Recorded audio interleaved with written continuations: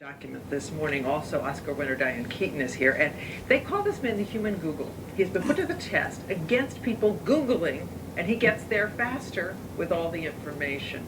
We want to know who he is and what about his brain. You're going to meet this astonishing man this morning. Astonishing.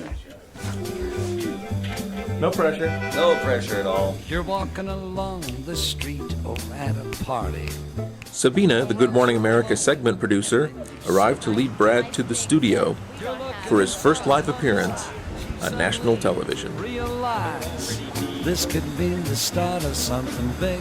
If somebody asks me a trivia question or a date, and if it doesn't come out right away, it's sort of like the rat in the maze looking for the cheese, and then maybe a minute or 5 minutes or an hour later, you'll finally get to the end of the maze. Yeah. You might have gone on to something else, and then in the subconscious, there's that part of the brain saying, "Come on, I know I can remember that sort of thing," and it's going to come out, and it's going to be there, and then be in the middle of something, and you'll say, "Burma."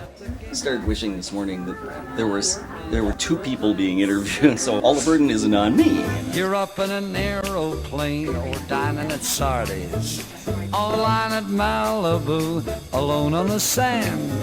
You suddenly hear that bell right away.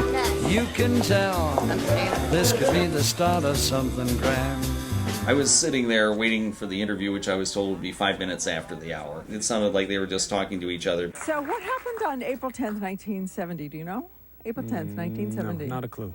I bet that our guest sitting upstairs knows. Do you know what happened on April? And then all of a sudden I realized the camera's on me, I'm on the air, and they want an answer. What happened? Do you know? April 10th, 1970. To me or to anybody? In the world, to me, the news. I was in high school, and I heard the date, I April was, 10th, 1970. I think it was a typical normal day, actually. So Yeah? All right. there's nothing like this. And I couldn't think of anything at the moment. It was so perfect that it was probably inevitable. Bring on a guest with an amazing memory, and he draws a blank on the very first question.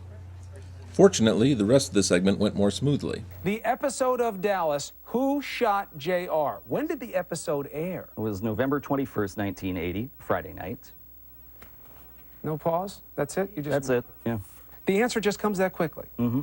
Sometimes, like the date I was given a little while ago, if nothing really comes up, maybe that was just an ordinary day and nothing much happened. I can tell you April 10th of 1969, I won a spelling bee. So.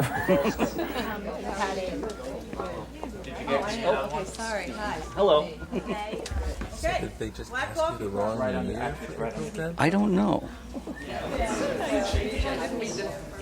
We did take you by surprise up here. It was so confusing suddenly to be talking to you. Usually they never ask questions. That's the first time ever.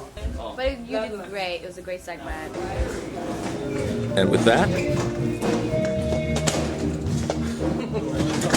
Brad was just another schmuck on the sidewalk with a crappy view of Maroon 5. This is not a bad shot right here. We're behind the band. But something still nagged at him. It was the school spelling bee. Well, that must be what it is. But I'm thinking that there must. But for some reason, that does seem to. There's a cheese that hasn't reached the front of the maze yet. Well, I mean, we hadn't opened our town yet. And it wasn't.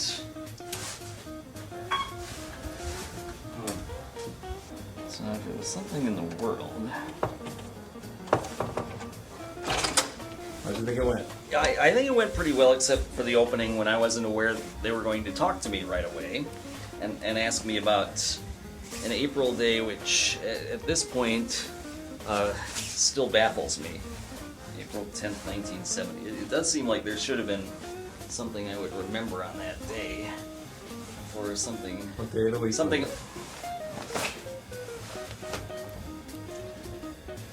The day Paul McCartney quit the Beatles. We gotta tell Sabina that. Quick run over. Hi there. I just remembered what happened April 10th, 1970, and I haven't Googled or anything. It just.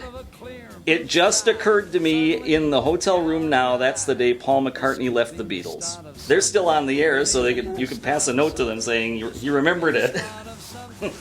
The rat finally reached the end of the maze.